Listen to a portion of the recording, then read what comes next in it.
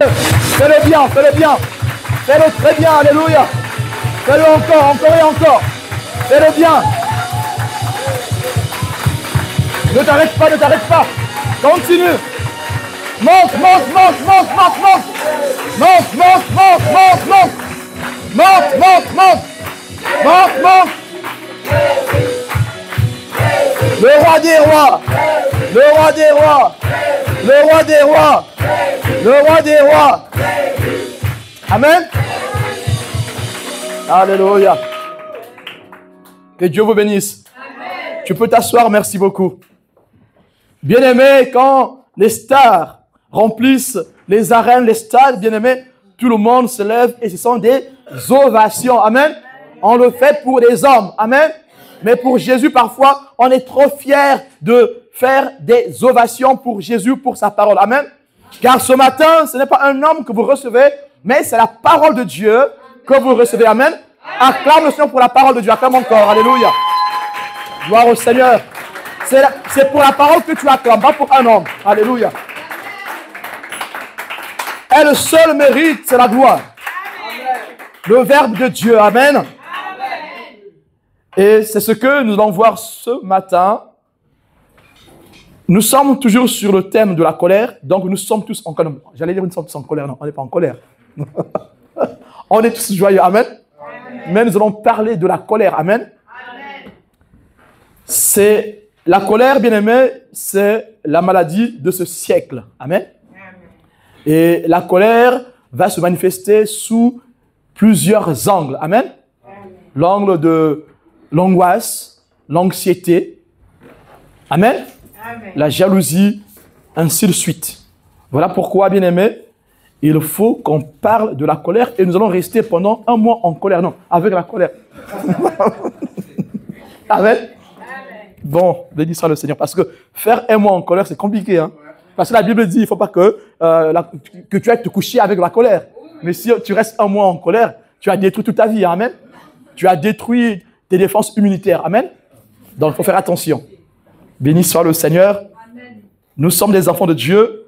Nous avons coutume de ne pas suivre la colère. Amen. Amen. De maîtriser nos émotions. Amen. Amen. Et on appelle ça la maîtrise de soi. Donc, c'est une vertu. Ça fait partie du fruit de l'esprit. Amen. Amen. Mais ce matin, nous voulons revenir sur la colère de Saül. Cette colère venait-il d'un esprit démoniaque ou c'était une colère naturelle? C'est le thème que nous avons commencé à aborder dimanche dernier. Amen. Et dimanche dernier, nous sommes arrêtés sur le fait qu'un esprit mauvais est entré dans Saül. Un esprit mauvais envoyé par l'Éternel. Et nous avons voulu savoir, est-ce que Dieu avait un vivier, une rivière, une réserve d'esprit impur qu'il peut puiser pour envoûter les hommes, pour punir les hommes? La parole nous a répondu non.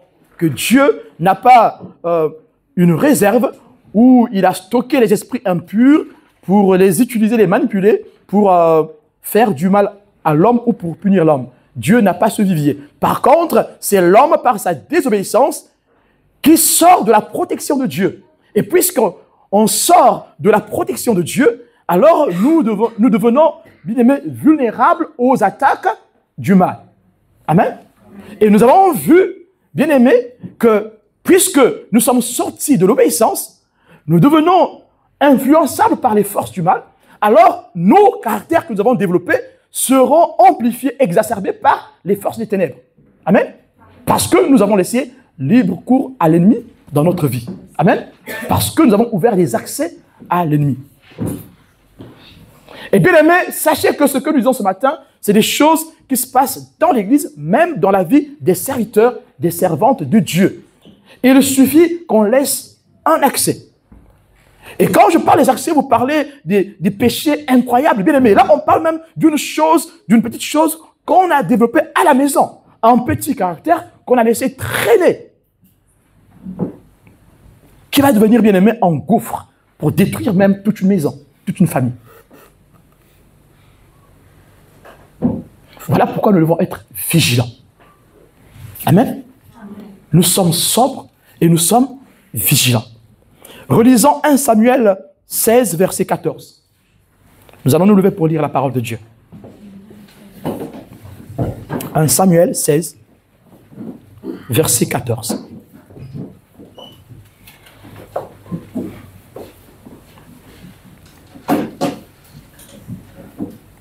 Samuel fit ce que l'Éternel avait dit. Non, vous êtes sûr que c'est... Non, j'ai dit 14. J'ai dit 14. J'ai dit 14. 1 Samuel 16, verset 14. Merci beaucoup. L'esprit de l'Éternel se retira de Saül, qui fut agité par un mauvais esprit venant de l'Éternel. Amen. On acclame le Seigneur. Alléluia. Tu peux t'asseoir, merci beaucoup. Bien-aimés, nous avons ici quelque chose d'étrange. Saül qui est choisi, qui a été proposé, qui a été donné au peuple par Dieu. Amen. Saül a été donné au peuple par Dieu. Pas par la volonté de Dieu, mais par la volonté du peuple. Et Dieu a choisi un homme pour guider son peuple, à la demande du peuple. Et cet homme bien-aimé, avant qu'il prenne les fonctions de roi, sera rempli par le Saint-Esprit.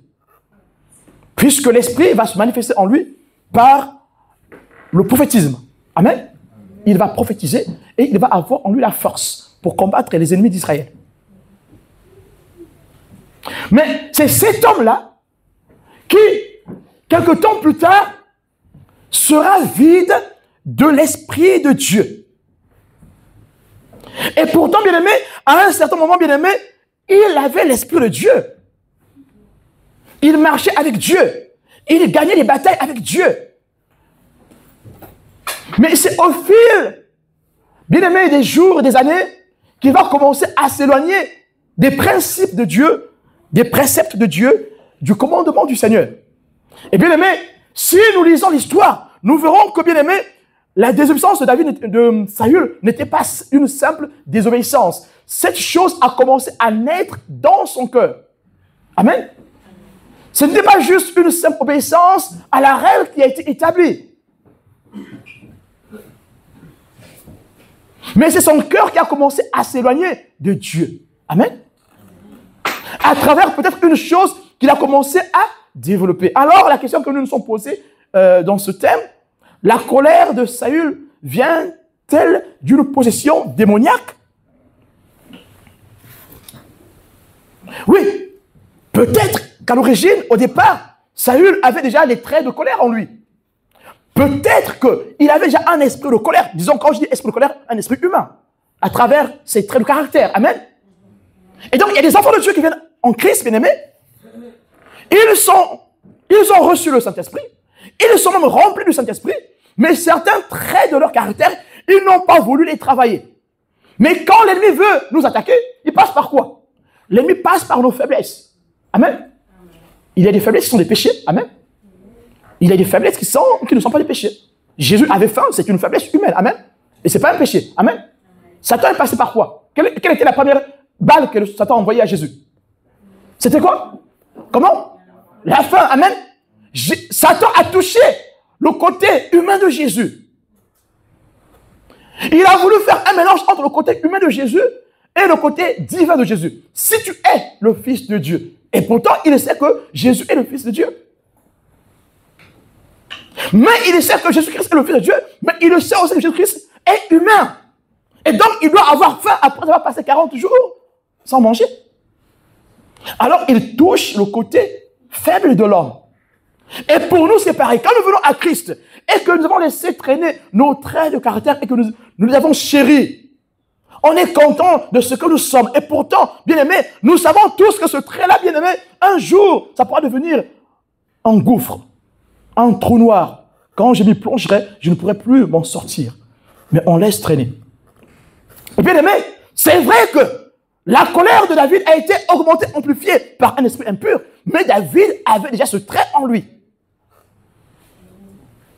Parce que l'ennemi ne vient pas là où c'est rempli. C'est ça le thème. Et on a vu ça ici pendant la vie de prière.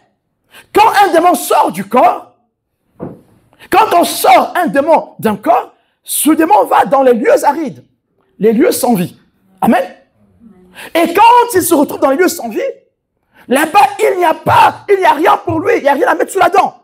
Qu'est-ce qu'il fait? Il dit, je repars dans ma maison, dans ma propriété. Et quand il revient, il trouve la maison vide, ornée et balayée. Qu'est-ce qu'il fait? Il va chercher cette autre puissance, plus aiguisée que lui, plus puissante, plus téméraire, plus assoiffée, pour s'y établir. Et là, ils ne vont plus bouger. Mais ici, dans le cas de David, ce n'est pas un esprit impur qui est sorti de lui, c'est l'esprit de Dieu qui était en lui qui est sorti. Et bien aimé, je vais encore vous dire ce matin qu'il n'y a pas que le départ de l'esprit malin qui fait que la maison soit vide, balayée et ornée. Même l'esprit de Dieu aussi, quand il sort d'un corps, bien aimé, ça vous choque, hein? Quand l'esprit de Dieu sort d'un corps, la maison reste ornée, balayée, amen, et vide. Et là, vous dites, mais finalement, c'est quoi orné et balayé? Pour ceux qui étaient là samedi, ils savent ce que c'est. Amen, ils ont compris la réponse. Oui. Quand un esprit sort, que ce soit l'esprit de Dieu ou l'esprit du monde, la maison reste ornée, vide et balayée.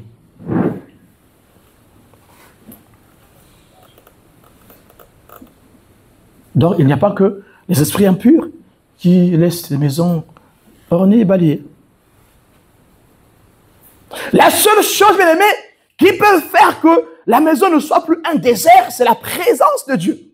Quand l'Esprit de Dieu était en Saül, la maison n'était pas vide, elle n'était pas balayée, ce n'était pas un lieu aride. Et nous avons aussi défini, pendant la vie de prière, que un être humain peut aussi devenir un lieu aride. Amen. Et bien aimé, donc vous avez compris que si les démons qui sont envoyés dans les lieux arides reviennent dans une maison vide et ornée, ça veut dire que cette maison vide et ornée devient aussi un lieu aride. Amen. Amen. Car un lieu aride, c'est un lieu où il n'y a pas de vie. La vie de Dieu. Là, nous parlons de l'aridité spirituelle. Amen. Et les démons aiment le vide. Et pourtant, vous avez coutume de dire que la nature a horreur du vide. Sauf que les démons ont le besoin du... Ils aiment rester là où il y a le vide.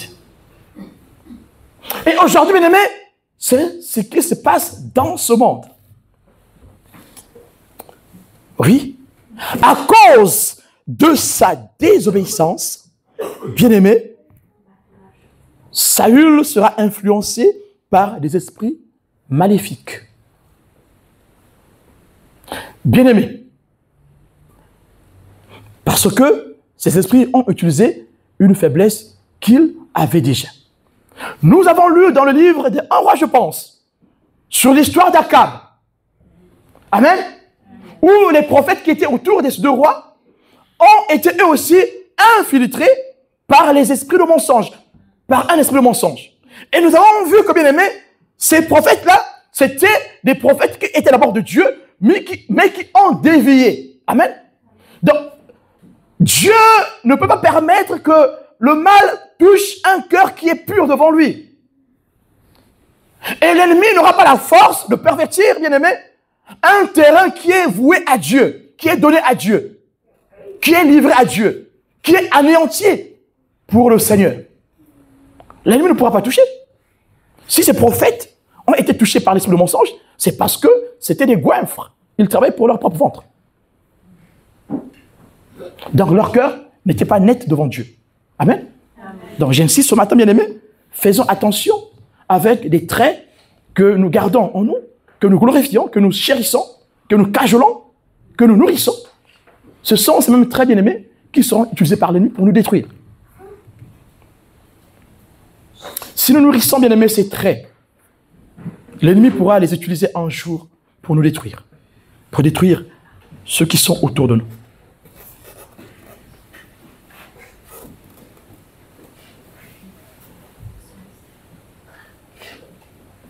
Quand l'Esprit de Dieu se retire, Saül devient vide aussi. Il devient une maison ornée. Il devient une maison balayée.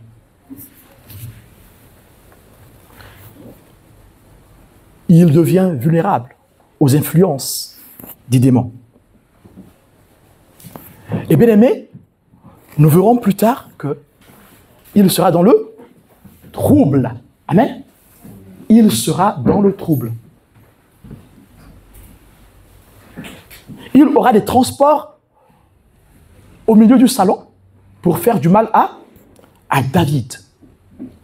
À cause de la maison qui était vide et qui est à nouveau remplie par un autre esprit, mais cette fois-ci, un esprit mauvais. Un esprit mauvais. Saül est dans un tourment. Amen. Un tourment, bien aimé. Aujourd'hui, on appellera ça qu'il est dépressif. Amen. Ou il souffre d'une pathologie mentale. Sauf que, bien aimé, la Bible dit que ce n'était pas une simple pathologie mentale, c'était, bien aimé, une possession démoniaque, une influence démoniaque qui venait s'asseoir et partait. Dieu, bien aimé, n'a pas permis que Dieu n'a pas permis que Saül soit totalement habité par l'esprit. Amen. Sinon, il serait devenu fou. Comme qui? Comme quel roi babylonien? Nebuchadnezzar. Amen. Nebuchadnezzar, lui, il était carrément habité par l'esprit impur, puisqu'il était devenu fou. Dans son comportement, il n'y avait plus de l'humain. Il n'y avait que la présence d'un esprit de folie. Amen. Et, bien aimé, nous voyons ici dans 1 Samuel 18, versets 10 à 11, lisons-le. 1 Samuel 18, 10 à 11. Comment cet esprit va se manifester, va augmenter la colère qu'il y avait déjà en Saül. Je réitère, en Saül, il y avait déjà un peu de colère en lui, comme étant très naturel. Amen. Mais qu'il n'a pas voulu travailler avant de rentrer dans la royauté. Un caractère qu'il n'a pas voulu travailler pendant qu'il était déjà dans la royauté. Il aurait pu travailler, bien aimé, par la repentance, son trait de colère pendant qu'il était devenu roi. Mais sauf qu'il a choisi, bien aimé, de ne pas travailler ses traits négatifs. Il a préféré les nourrir et les garder. Pour lui, c'était bon, c'était sucré. Et bien aimé, nous voyons aujourd'hui beaucoup de gens, même les chrétiens, quand ils sont un peu énervés, ils commencent à débiter les gros mots. Et parfois, ils le font tout seuls, devant son ordinateur. Merde, enculé. Oui, là, ça vous choque, c'est moi qui le dis. Hein. Ça vous choque, hein. Oui, ça vous choque. Mais sauf que vous, à votre boulot, vos collègues le disent. Et parfois, vous commencez à les copier. Moi, j'ai vu des chrétiens qui sont même pasteurs, qui disaient, merde, enculé. Nique ta mère. Mais je suis désolé. Si. Il y a des chrétiens qui le font. Il gâte comme il dit, il sait que je suis le seul chrétien. Eux, ils ne savent pas que je suis chrétien. Donc, merde, qu'est-ce qu'il a fait? Bien aimé, il y a des interdictions qui ne doivent plus sortir des bouches des enfants de Dieu. Nos bouches sont pures, bien aimé. Bien aimé, moi, mes collègues, je n'ai jamais dit à mes collègues que j'étais chrétien. Amen. Mais chaque jour, quand ils parlaient, ils voyaient moi comment j'y répondais, comment je parlais. Et même un jour, ils m'ont dit, oh, mais tu es différent de tous ici. Mon langage était toujours propre. Amen. Mais attention, hein, ce n'est pas un langage propre juste par la façade. Parce que si la maison est vide et ornée, ça veut dire que cette personne-là, qui croit en Jésus, n'est pas allée en profondeur dans sa transformation. Amen. Amen pour ceux qui étaient là dimanche. Ouais, samedi. Là, ils sont contents. Ils disent, oh là, cette partie-là, on connaît déjà. Tu peux t'en passer. Mais je ne passerai pas. Je vais faire ça pour les autres qui sont ici, là, aujourd'hui. Amen. Bien aimé, oui. Une maison qui est vide et ornée, c'est une personne bien aimée qui a reçu la délivrance et même qui a dit oui à Christ, mais qui n'est pas allé loin dans sa transformation. Cette personne peut même être baptisée. Amen. Mais malgré cela, elle n'est pas allée loin dans sa transformation. Bien aimé, ce n'est pas le Saint-Esprit qui nous force à nous transformer. Amen. Il ne force pas. Une fois que nous avons dit oui, il vient s'installer en nous. Amen. Maintenant, il faut qu'on accepte de l'obéir. Amen. De fuir nos attraits, les choses qui nous attiraient vers les ténèbres. Nous devons faire des efforts. Et nous ne sommes pas seuls dans ces efforts-là. Ce ne sont pas les efforts des hommes, de l'homme que je suis. Ce sont les efforts qui vont venir de la part de l'Esprit. Il suffit que je dise oui. Amen. Mais bien aimé, ce n'est pas parce que j'ai dit oui et que le Saint-Esprit m'accompagne que l'ennemi a dit, bon, écoute, bon, je vais le laisser tranquille. Non, il ne va pas faire ça. Qu'est-ce qu'il va faire? Il va encore persister et aller chercher une puissance bien puissante pour venir te tenter pour que tu cèdes. Et c'est là que, bien aimé, nous allons travailler avec le Saint-Esprit, avec la parole de Dieu, avec la prière, avec la communion des frères et sœurs, pour résister. Mais sauf que dans le cas de Saül, il n'a pas voulu faire cela. À maintes reprises, bien aimé, Dieu a tendu la main à Saül. Mais Saül n'a pas voulu. Je suis désolé, il n'y a pas beaucoup de monde ici, du coup, je vais vers ce section-là. Et puis, oubliez de faire ça. Amen. Donc, c'est pas que je les accuse, non, je ne les accuse pas. Lisons le texte.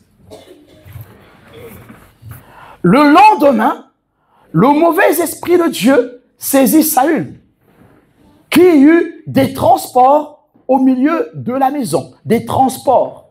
Amen. Des transports. Il n'est pas là, le frère. J'allais lui demander, on s'était arrêté où là? David jouait comme les autres jours. Et Saül avait sa lance à la main. Saül leva sa lance, disant en lui-même, je frapperai David contre la paroi. Mais David se détourna de lui 2 fois, saisi par le Saint-Esprit. Parce que quand David est en train de jouer ici pour Saül, il est en train de faire le service.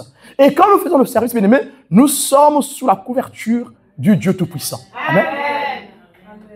Quand c'est Dieu qui nous envoie de faire le service, voilà pourquoi il faut laisser que Dieu nous envoie. La dernière fois, j'ai dit que Marc 16, verset 17, je pense, qui dit que voici les miracles qui accompagneront ceux qui auront cru. En mon nom, ils chasseront les démons. En mon nom, s'ils boivent des breuvages mortels, ils ne mourront pas. C'est vrai. Amen. Amen. Mais il y a aussi des dons. Il y a cette grâce qui accompagne tous les chrétiens, bien aimés. Amen. Mais il y a aussi ce qu'on appelle les dons. Amen. Il y a certains travaux qui sont faits par tous les enfants de Dieu. Amen. Mais d'autres travaux nécessitent qu'on reçoive l'aval de Dieu, donc le don. Amen. Et là, bien aimé, si par zèle ou par excès de zèle, tu vas faire une chose pour laquelle tu n'as pas été appelé, bien aimé, tu auras des représailles. Et on a vu les 7 fils de Séva, c'était des enfants de prêtres. Amen. C'était pas des païens. Hein. Ils sont nés dans le temple. Amen. Ils ont pris la première communion, ils ont pris la confirmation, ils ont pris tous les sacrements. Amen.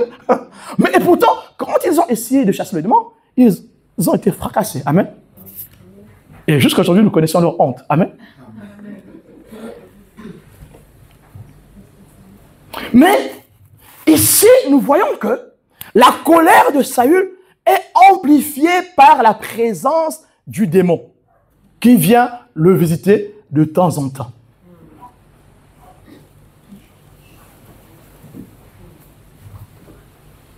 Et ces transports qu'on a ici au milieu de la maison, mais c'est l'angoisse.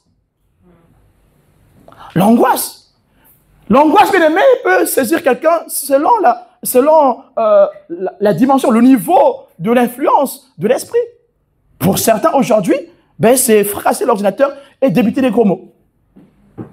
Et j'ai lu une étude qui disait que dire des gros mots, hein, les personnes qui disent des gros mots, ce sont des personnes qui ont un QI très élevé. Voilà comment dans ce monde, on glorifie le mal. Le mal est appelé bien, le bien est appelé mal. Donc, si tu débites des gros mots, c'est que tu as un quotient intellectuel élevé. Ah ouais? Oui, c'est vrai. L'étude a montré que les personnes qui ont un QI élevé, un quotient intellectuel élevé, débitent beaucoup de gros mots. Donc, allez-y, débitons des gros mots pour montrer que nous sommes intelligents. Non, je n'ai pas dit qu'on va le faire. Hein. On ne va pas le faire, nous. On ne va pas le faire. Et puis, c'est les transports. Certains, bien-aimés, lors de leur transport, ils collent la tête sur le mur. Certains, les transports les emmènent à dire, débiter les gros mots. Vous voyez, il y en a qui souffrent des maladies au niveau neuronal. Je pense que la tourelle, je sais pas, il y a un... Pardon? Gilles? Voilà, Gilles de la tourelle, ça. Merde! Enculé!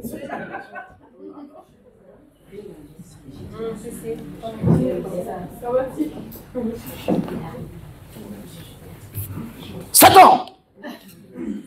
Bien, il est tout seul. On ne l'a pas provoqué. Il est en train de faire ça. Je ne dis pas que toutes ces personnes sont possédées. Je n'ai pas dit ça. Il y a certaines pathologies comme ça qui ne sont pas des simples possessions. Qui sont bien... Pardon, je réitère, je me suis trompé. Il y a certaines pathologies qui ne sont pas des simples maladies. Amen. Certaines maladies comme ça viennent d'une possession démoniaque. Je vais vous faire un témoignage. Amen. La personne avec qui j'ai partagé cette histoire, ce témoignage, est encore vivant, c'est aussi un pasteur. Amen. Donc, on est invité dans l'église du pasteur. Donc, ce pasteur commençait son ministère, on devait le soutenir. On arrive dans son église, qui était encore à la maison, et il y avait une famille.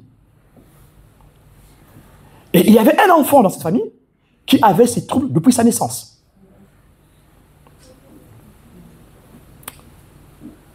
Ils ont fait tous les examens, ils l'ont trouvé sous trouble. Et donc, quand il piquait les crises, maintenant le culte ne pouvait pas se dérouler comme il faut. Donc, il fallait le sortir, le calmer. Je pense que l'enfant devait avoir, 8 ou 9 ans. Ben, ça remonte, ça fait 10 ans de cela.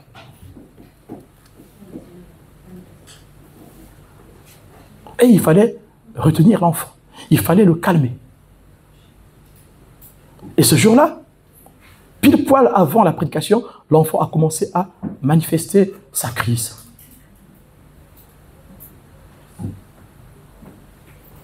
On l'a calmé. On a prié pour lui. Nous sommes rentrés à la maison. Bien-aimé, 1 mois plus tard, pendant que j'étais en train de prier, saisi par le Saint-Esprit, j'ai commencé à voir, c'est comme si mon esprit était reparti dans ce village où il y avait l'église. J'ai commencé à voir comment un oiseau, c'est les symboles, hein. Donc je n'ai pas dit que finalement il y a un oiseau qui est rentré dans son cerveau, qui a pris son cerveau physiquement. Non, c'est pas ça, c'est des symboles. Amen. Donc il ne faut pas aller dire, oh non, bon, le pasteur dit que non, il y a des oiseaux qui rentrent dans les cerveaux, je n'ai pas dit ça là. Donc c'est une image que Dieu montre, qu'il y avait un oiseau qui venait prendre ce qu'il y avait dans ses neurones. Et donc, cet enfant n'était pas malade. Écoutez ça bien, 10 ans de cela qu'on a décelé, qu'on a diagnostiqué ce trouble. Ils ont donné un nom scientifique à ce trouble. Et ce sont des troubles vraiment très violents. Mais bien aimé, 1 mois plus tard, le Seigneur révèle que cet enfant n'est pas malade. Il n'y a pas de trouble. Amen. Amen. Quand j'ai reçu ça, mais bien aimé, vous savez, il y a des choses, quand vous les recevez, si vous ne connaissez pas comment l'Esprit vous parle, vous allez vous dire non, je pense que c'est une mauvaise interprétation. Je ne vais pas parler, je vais seulement prier parce que je pense que Dieu voulait dire autre chose. Ou Dieu voulait dire peut-être qu'il va être guéri. Non. J'ai pris mon courage. On dit à 2 mains. Le courage à 2 mains. C'est ça. J'ai pris mon courage à 2 mains. Je pense que s'il y avait même 4 mains, j'allais prendre les 4.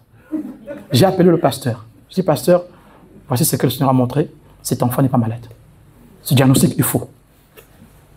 Bien aimé, avant que je termine mes phrases là, le pasteur commençait à crier. Il a appelé sa femme. Viens. Il a demandé à sa femme, dis-moi, est-ce que je l'ai appelé pour lui dire ce qu'on a reçu ici? Oh non. Est-ce que je l'ai appelé pour lui dire ce que la famille a vécu? Oh non. Est-ce que je l'ai appelé pour lui dire le diagnostic qui a été refait à l'hôpital? Oh non. Il m'a dit, mon frère, sachez que ce que vous avez reçu là, c'est ce que l'hôpital a dit. Ils ont dit carrément que ce diagnostic a été faux. L'enfant n'a pas ce trouble-là, sauf qu'on ne sait pas de quoi il s'agit. On acclame le Seigneur.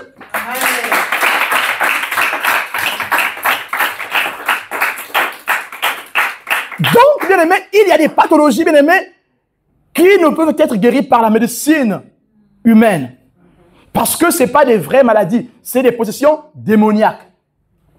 Vous pouvez donner tout ce que vous voulez, bien aimé, la personne ne sera pas guérie. Il peut suivre des thérapies avec des thérapeutes, bien aimé, il n'y aura pas de guérison physique de l'âme, de l'esprit, parce que ce n'est pas une vraie maladie, c'est une possession démoniaque. Le fer en l'église avec le fer. Quand c'est spirituel, il faut prendre aussi il faut combattre avec le spirituel. Amen. Il y a certaines personnes qui sont saisies de la kleptomanie. On essaie de les éduquer, on les envoie en prison, ils reviennent. Sauf que ce n'est pas une simple pathologie. C'est un esprit impur ou encore c'est un héritage familial. Donc il faut attaquer le spirituel par le spirituel.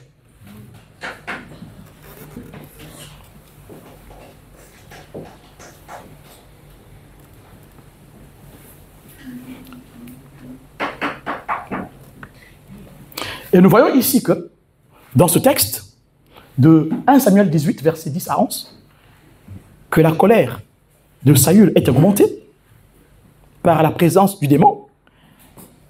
Et cette colère devient incontrôlée, qui l'emmène même à chercher à tuer David, son serviteur. Et pourquoi? Elle vient d'où? Elle vient de sa jalousie. À cause de quoi? À cause des louanges qu'on disait de David. Lisons-le. Toujours 1 Samuel 18, versets 7 à 8.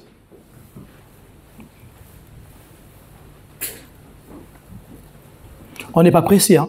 On va prendre tout notre temps. Ce terme-là, on va faire ça pendant 3-4 semaines. Amen.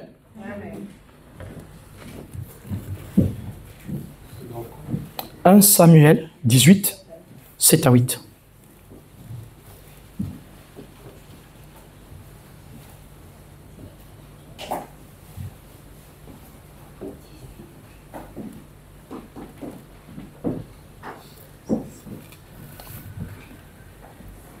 Les femmes qui chantaient se répondaient les unes aux autres en disant: Saül a frappé ses 1000 et David ses 10 000. Saül fut très irrité et cela lui déplut. Il dit: on en donne 10 000 à David et c'est à moi que l'on donne les 1000. Il ne lui manque plus que la royauté. Amen.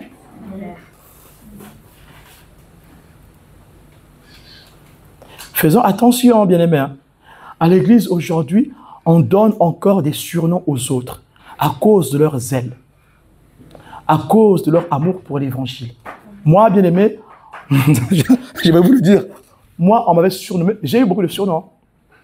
Et pourtant, ma vie n'est pas aussi énorme que ça, mais franchement, on m'a surnommé par Pierre, par des pasteurs. Hein. Oui, si. J'étais dans un lieu des pasteurs où on appelait Pierre dans le secret. Je ne savais pas. Un jour, un ancien m'appelle et me dit: mon frère, tu sais, tout le monde qui est gentil avec toi là, est-ce que tu sais comment on t'appelle ici? Je dis: non, mon frère, je ne sais pas. Non, je ne sais pas. On t'appelle Pierre. On t'appelle Pierre. Mais je dis: mais pourquoi? Oh non, mais Pierre qui voulait corriger Jésus. Et un autre jour, une autre sœur me rencontre en train de faire l'évangélisation. Non, d'abord, c'est pas, non, ça c'est après. Une sœur entre dans un bus, elle rencontre une autre sœur. Et cette sœur-là lui dit: ah, mais le couple là, hein, son mari qui est fou là, qui... Si, ça se passe dans l'église, hein, pas dans le monde. Fou à cause de la façon que l'Esprit de Dieu m'utilisait. Parce que l'Esprit de Dieu, quand il agit, l'Esprit de Dieu, il agit avec puissance. Amen. Mais quand tu n'es pas habitué à faire ces choses-là, tu vas dire que finalement, il fait un excès de zèle ou encore c'est un fada, un thug. Il est trépané. Là, les jeunes sont contents. C'est les termes que j'utilise au collège. C'est quoi quel terme on utilise encore au collège? Vas-y, dites-moi. Pour dire fou. J'ai dit thug. À Marseille, on dit fada. Cassos. Quoi d'autre? Comment? Ils font semblant, vous dites ça à l'école. Et vas-y, dis-moi. Comment on dit fou à l'école? Ouf? Non, ouf, c'est léger. Barjot. Barjot, très bien, barjot. Quoi d'autre? Comment? Fou. Comment? Mongol? Triso. Bon, quand j'étais prof, on disait trépané. Hein, les élèves pouvaient me dire trépané, il est trépané. Je dis, mais prof là, il dit, mais prof là, il est bipolaire, on dirait. Hein. Comment? Golemon. Voilà. Et bien aimé, je vous dis ça parce que ça se passe dans l'église. Amen. À cause, c'est pas justifié, hein, c'est de la jalousie. De la jalousie. Donc Pierre et l'autre, il disait que non, extrémiste. À cause de la jalousie. Mais et pourtant, bien aimé, quand nous partons de là, l'esprit de fou qui me saisissait commence à saisir ceux qui sont restés dans l'église. Amen. Ce même esprit de folie là, qui me saisissait, qu'on appelait folie, parce qu'on nous avait dit ça à l'homme de Dieu, que non, on va partir, puisque ce n'est pas nous qui faisons, c'est Dieu qui fait. Ce même esprit-là va saisir ceux qui sont restés. Amen. Mais cet esprit-là a conduit à faire son œuvre, puisque c'était une œuvre pour le salut des âmes, pas pour le salut d'un être humain, pas pour ouvrir une église, non. Amen. Donc, il faut faire attention, n'entretenez pas des traits qui peuvent être utilisés par Satan. Faites attention. Si tu as l'esprit de colère, nous sommes en train de parler aujourd'hui de l'esprit de colère. Si tu sais que tu as un peu des accès de colère, fais le travail. Ce n'est pas le Saint-Esprit qui le fera pour toi. C'est toi qui feras ce travail. Amen. Et nous avons reçu une révélation sur une femme parmi nous qui a un esprit de colère. Mais cet esprit de colère, bien aimé, va l'empêcher dans le mariage. Donc, moi, j'ai déjà vu les gens sont en train de contrôler. Bon, finalement, un tel est marié, donc ça, il ne s'agit pas d'elle. Bon, un tel est marié, il ne s'agit pas d'elle. C'est une révélation. Hein. On connaît en partie. Amen.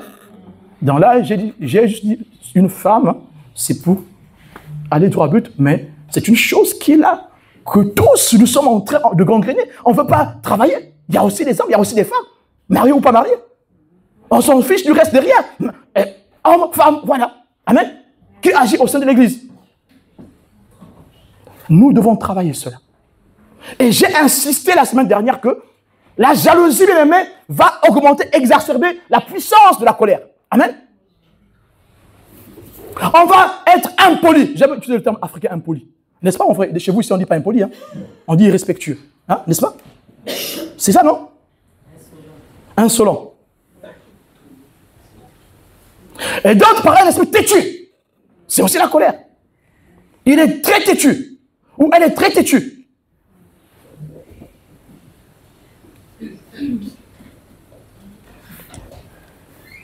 Tellement qu'on veut moderniser la Bible. La Bible est tellement ringard. Ça fait plus de 2000 ans. Voire même 6000 ans. Ou même 4000 ans. Hein, parce qu'il y a d'autres parties qui existent depuis très longtemps. Et donc, elle est tellement ringard qu'on veut la moderniser. Donc, on veut faire comme les gens de ce siècle. Nous ne sommes pas comme les gens de ce siècle. Nous sommes comme les gens du siècle de la Bible. Donc, de l'époque de la parole de Dieu. Amen.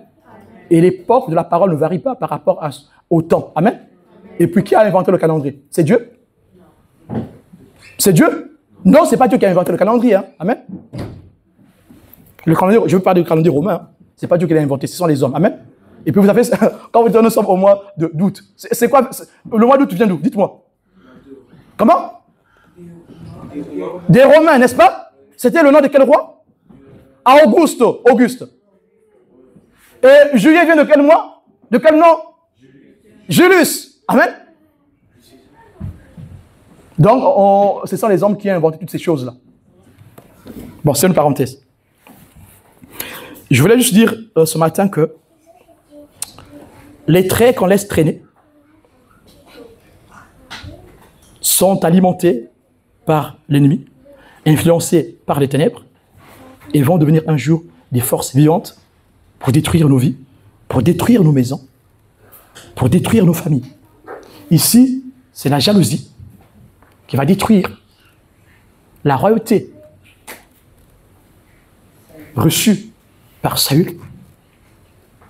Et de cette jalousie va naître l'insécurité de perdre son poste. Puisqu'il dit, c'est à moi qu'on attribue 1000. J'aime pas entendre ça, je suis désolé. J'aime pas m'entendre comme ça, là. C'est à moi qu'on attribue 1000. Et c'est à David, le petit que j'ai formé là, qu'on attribue 10 000. Le petit que je forme là, c'est lui maintenant qui a maintenant tous les dents. Ce n'est plus, moi je n'ai plus les dents. Oh, mais papa, bon, ça c'est, chez nous on dit, oh, mais papa, ça c'est un vrai Africain qui parle comme ça là. Oh, mais papa, mais c'est Dieu qui donne.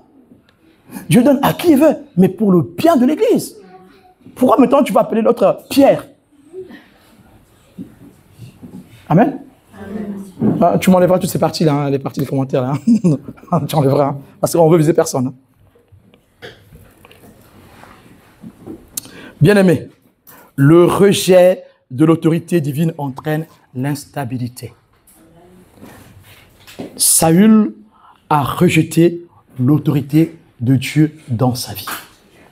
Et l'instabilité est rentrée dans son ministère.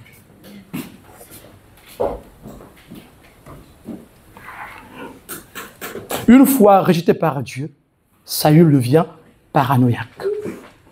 Il voit les gens voler son pouvoir. Il oublie que ce n'est pas son pouvoir, c'est le pouvoir que Dieu lui a donné. La jalousie le trouble. De même, bien-aimé, aujourd'hui dans ce monde, quand on refuse l'autorité de Dieu, quand on met Dieu de côté, on observe que l'instabilité augmente. Amen. Au fur et à mesure que les gouvernements mettent de côté l'autorité de Dieu, l'instabilité augmente.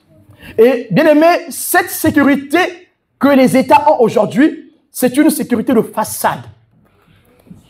L'Europe en elle-même, qui prône les règles païennes, a refusé ces règles pendant des siècles. Amen. Les lois contre Dieu qui sont votées aujourd'hui, ce sont des lois qui ont été refusées par l'État depuis des siècles. Je parle de l'État français. Amen. Ils sont en train d'écouter, ils sont sur YouTube, ces gens-là. Je reçois tout le temps des appels des gens qui veulent me poser des questions sur Dieu en disant qu'on veut faire le suivi. Sauf que je sais que ce n'est pas des vrais suivis, ça. Parce qu'un jour, j'ai détecté un. Il m'envoyait des paroles. Je me suis dit, mais c'est pas possible. Il avait un français soutenu. Je dis, non, c'est pas possible, quoi. Et il me parlait des troubles qu'il avait. Je dis, non, c'est pas possible. C'est pas un vrai troublé, ça. C'est un faux. Et vous savez ce que j'ai fait? J'ai commencé à lui répondre. En fait, nous ce qu'on peut faire, c'est que la prière. Il n'y a pas d'autre solution. Cherchez une église là où vous vous trouvez. Dieu va vous guider. Et heureusement qu'on ne fait pas des choses pour avoir de l'argent. Sinon, là, je dis, bon, mais tu es où là? Mais viens, envoie-moi 10 000 €. Comme ça, moi, je t'envoie une prière. Quand tu vas faire cette prière, il y a des pasteurs qui font ça. Mais bien aimé, avec cette personne, j'ai été juste. J'ai encore des conversations. Je ne peux pas vous les envoyer, vous allez voir. J'ai été juste dans les conversations. Et quand la personne a vu que j'étais réglo, ben, il a arrêté.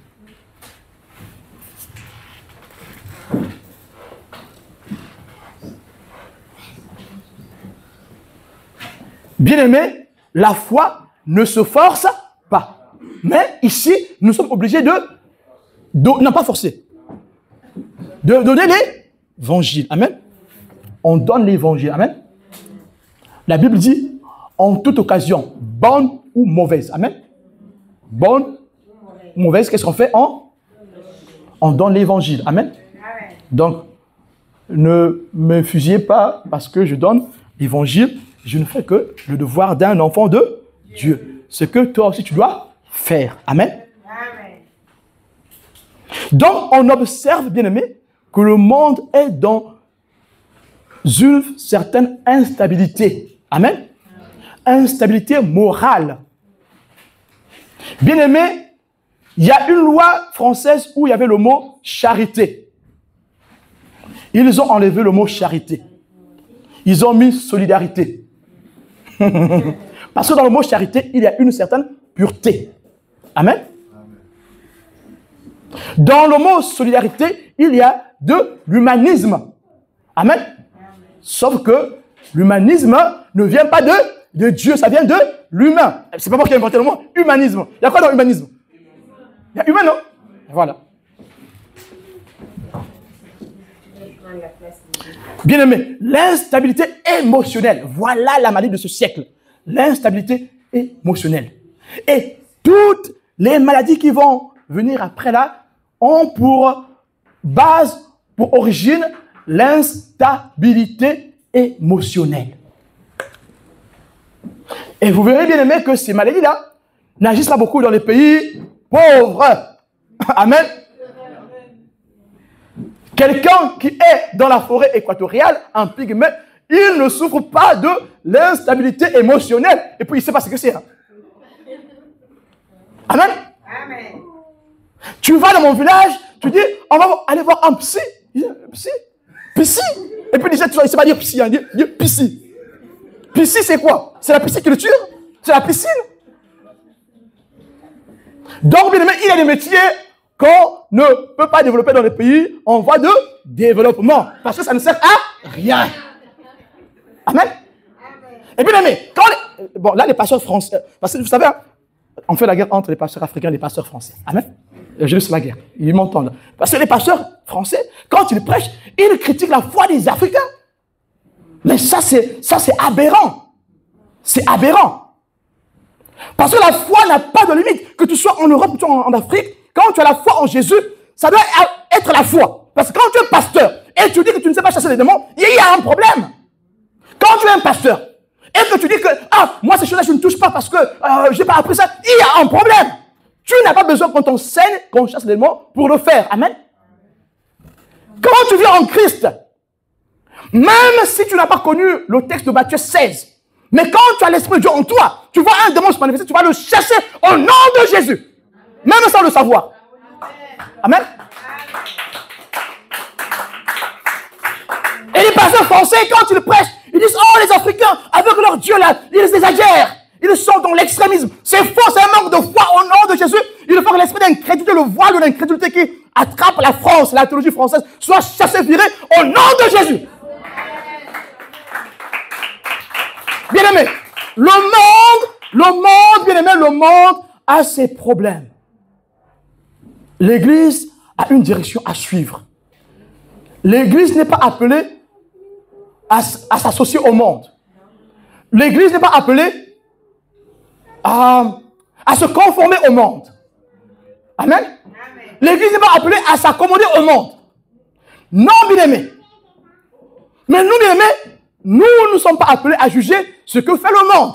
Ce n'est pas notre devoir, ça. Amen. Donc, quand on parle, par exemple, des thèmes très compliqués que je ne vais pas dire ici pour éviter qu'on vienne fermer l'église, mais ce n'est pas au monde qu'on parle, on parle à ceux qui sont à l'église. Et donc, l'église, ce n'est pas eux qui ont fait la séparation entre l'église et l'État. C'est nous qui avons fait ça ou c'est eux-mêmes? Maintenant, pourquoi maintenant, nous, quand on parle entre les murs de l'église, ils viennent s'interférer dans nos discussions? Pourquoi? Est-ce qu'on a pris le micro pour aller dire ça dans la rue? Non. On veut exhorter ceux qui rentrent dans l'église que voici la vie de l'église. Voici la vie que Dieu donne à l'église. Amen. Donc, à partir du moment où tu as dit oui à Jésus que tu es rentré dans l'église, prends tes pensées cartésiennes, prends tes idées cartésiennes, laisse-les dehors. Prends tes pensées d'humanisme, laisse-les dehors. Prends maintenant des pensées de Dieu théologiques, des pensées spirituelles. Amen. Amen. Acclame, bien aimé, acclame. Merci beaucoup.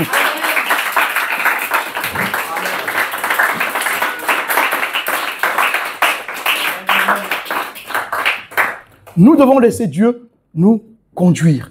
Bien aimé, pourquoi, bien aimé, une maison peut être vide? Pourquoi une transformation ne peut s'arrêter quelque part? C'est à cause du conformisme. Le conformisme. Quand on est conformiste, bien aimé, on rejette l'autorité de Dieu. Parce qu'on veut se conformer au monde. On rejette l'autorité de Dieu. Il y a des thèmes qui sont du monde, ça ne nous regarde pas. Mais si on nous pose la question, nous devons répondre pas pour faire plaisir au monde, nous devons répondre pour faire plaisir à la parole de Dieu. Amen. Pour annoncer l'évangile. Merci mon frère, calme encore. Merci beaucoup.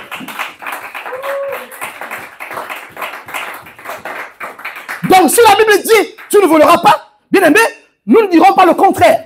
Même si on légalise le vol dans le monde, nous, on ne verra pas la même chose.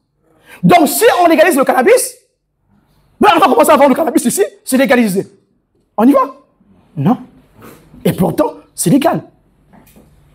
Et pourtant, c'est devenu légal.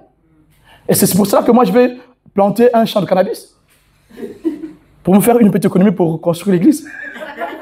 Non. Donc là, je cite que les lois qui ne vont pas me faire des problèmes d'erreur. Hein. Vous comprenez, hein? Voilà. L'instabilité émotionnelle. L'instabilité sociale. Quand un enfant de 7 ans veut changer de sexe, on refuse, on accepte. Mais quand un enfant de 7 ans veut aller seul à la maison, on dit non, parents, tu as négligé ton enfant. Comment ça se fait qu'il doit rentrer seul à la maison à 7 ans? Mais vous avez dit qu'il est possible qu'il juge qu'il veut pour lui être fille au lieu de rester garçon. Donc il peut aussi rentrer à la maison tout seul. Bien aimé, il y a des parents qui ont fait la prison parce qu'ils ont laissé leur enfant tout seul à la maison. Amen. Mais il y a des parents aussi qui ont été incriminés parce qu'ils ont refusé que leur enfant change de sexe.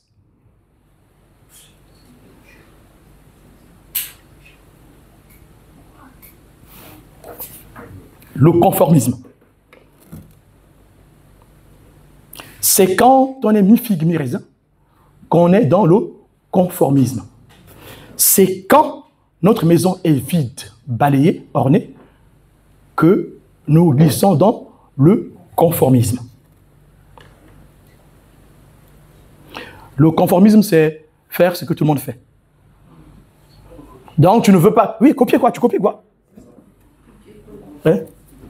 Ah, tu as des potes qui sont des thugs. Ah, mes potes, ce sont des thugs. Ils aiment écouter cette musique et moi, je veux faire comme eux. Moi, je veux commencer à marcher comme eux aussi.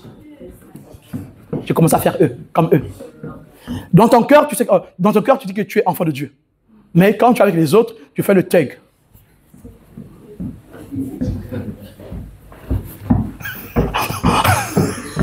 Un jour, bien aimé, on m'a dit qu'on a retrouvé un enfant qui est né dans l'église. Hein. À la maison, il marche tranquille. Hein, dans la rue, il marche tranquillement.